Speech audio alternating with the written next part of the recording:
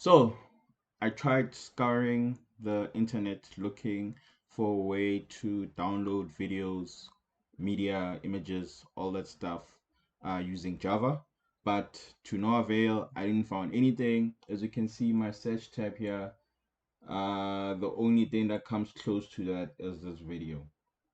Java tutorial how to download a file from a URL.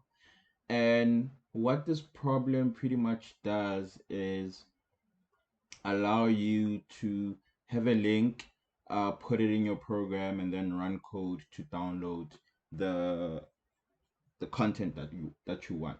For example, I know Google has this. When you want a video, an image, for example, you can just right click it and say save image, and this would save this image onto your machine. But what we want to do is we want to copy this URL, this image address, and paste it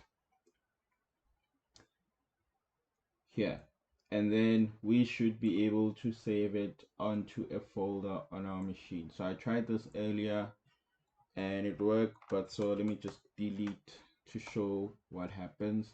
So if I run this program again,